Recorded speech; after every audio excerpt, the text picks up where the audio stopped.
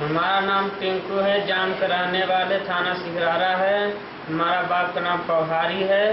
बाप का नाम पवहारी है। हम वहाँ से आया, हम काम करते रहे रामपुर काम करते हैं।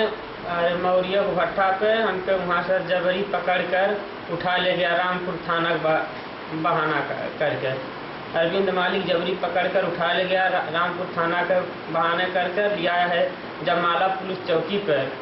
जमाला पुलिस चौकी पर लिया है। वहाँ मार कर पुलिस भी मारा है, अरविंद भट्ठा मालिक भी मारा है। मार कर हमके जबरदस्ती ईटा सरियाया है, पूरा घर का सफैया करवाया है हमसे। घर का सफैया करवाया। जब वहाँ 5 बजा लिया कर हमकी घर पर अपने बंद करा। रात भर भी मारते हैं हमके बंद करके, रात भर मारते हैं बंद करके। सुबह भया तब भी मार कर हमके सीमेंट बालू काम करवाते हैं, घर भी साफ करवाते हैं, पुल प्लास्टर भी करवाते हैं। का करे खैले भी नाम के रखते हैं मुँगाने के लिए।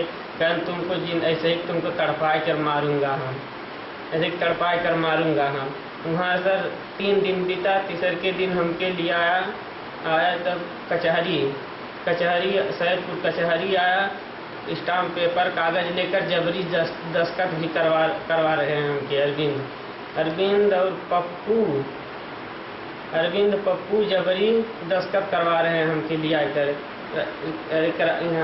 सैदपुर थाने पर जबरी दस्तखत करवा कर हमके लिया। फिर बनारस लिया। हम पीछे गाड़ी कुछ दूर खड़ा करके मनवा अधिकार कियन आया, बात कर फिर गया, गाड़ी चालू करके लेके आया। जिस मनवा अधिकार के दरवाजे के सामने आया तब हम कूद कर भागा, हमके भी रफ्ता पकड़ने के लिए। अरविंद और पप्पू उनको ड्राइवर संगे रहा था। उन सब रफ्ता करने हम भाग कर मनवा अधिकार के कोरा में आकर हम रोए लगे। तब कोई बाद में आया तो थोड़ा करके चल गया। टिंकू मुसहर हैं, इनके पिताजी का नाम पवहारी है, ग्राम जमा, थाना सिकरारा और जौनपुर के रहने वाले हैं। कुछ दिन पहले ये किसी भट्ठे पर गए थे काम करने, वहाँ से इनको उत्पीड़न किया गया। तो वहाँ से ये किसी सूचना के द्वारा इन्हें पता चला कि हमारे कार्यालय में मानवाधिकार उल्लंघन की बातों को पर पैरवी किया जाता है। तो उस पर फिर हम लोगों ने लिखा पढ़ी किया। लगातार यह दिसंबर से लिखा पढ़ी चल रहा है।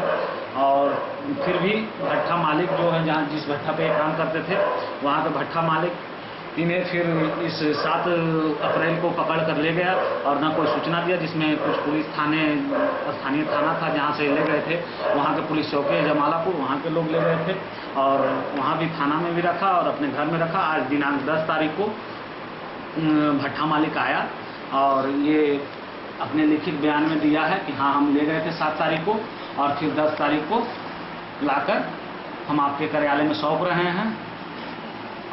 तो इस तरह से खुशी है कि हम लोग कार्रवाई किए। अर्जेंट अपील आज जारी हुआ था और राष्ट्रीय मानवाधिकार आयोग और बहुत से विभाग, यहाँ का स्थानीय जिला स्तर पे भी DIG को तार भी किया गया था।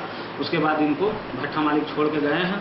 तो ये खुशी की बात है कि इनकी एक तरह से जो गायब हो गए थे इनके परिजन, इनकी गर्भवती जो पत्नी है उनकी हालात ख़राब थी, मगर ये खुशी की बात है। वहाँ भी लोग खुश हैं कि हम इनके पुत्र को, इनके परिजन को छोड़ दिया गया। और इसमें लिखा पढ़ी हुआ। इसके बाद आज हमारे सामने टिंकू मुसहर हैं, इनको जो है 7 तारीख को जो है अरविंद यादव भट्ठा मालिक जो उठा करके ले गए। उसकी सूचना उनके पिताजी हम लोगों को फ़ोन कर दिए थे। हम लोग कहे कि भाई जमालापुर चौकी या रामपुर थाने पर इन्फॉर्म करो। फिर वो जो है DIG को टेलीग्राम कर दिए हैं। करने के बाद आज जो है अरविंद यादव 2-3 लोगों के साथ यहाँ पर कार्यालय पे आए। आने के बाद जो है वो ये कहे कि हमारा कुछ पैसा लिए हैं, जिसका हमने वहाँ तहसील में बयान करवा दिया है और श्रम विभाग के सामने भी हम उनको रख दिए हैं। हमें यहाँ ले आकर के इनको सौंप रहे हैं और लिखा पढ़ी में हमको जो है दे करके हो गए। इस केस के बारे में हमारे साथी जो उनके जो साथी टीम है लगातार काम कर रही थी। दिसंबर में उन लोगों ने बयान दिया था और जैसा विदित है कि इस इलाके में पूरे एक दलित आंदोलन के बाद अन्य दलित जातियों ने तो अपनी स्थिति बहुत मजबूत की, किंतु मुसहर लोग हैं उनकी हालत बहुत ख़राब है और उनको लगातार ठाकुर लोग, पटेल और ब्राह्मीण और यादव, इस तरह की जातियों के जो दबंग लोग हैं, जो पिछड़ी जातियों के दो जो दबंग 9 सामंत हैं और पुराने 2 सामंत हैं, ये लगातार इन लोगों के साथ इनको मुफ्त के मजदूर के रूप में इस्तेमाल करना, उनकी महिलाओं के साथ उनकी इज्जत लूटना, उनको गुलाम बना के रखना, ऐसी ही घटना थी।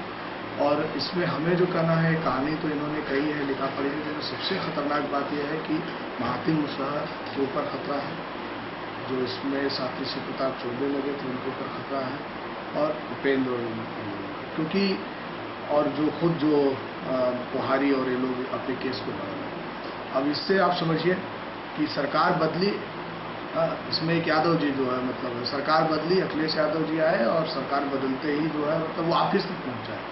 20 साल में अभी तक मालिक जो है ऑफिस में आके इतनी दबंगई से बातचीत नहीं किया।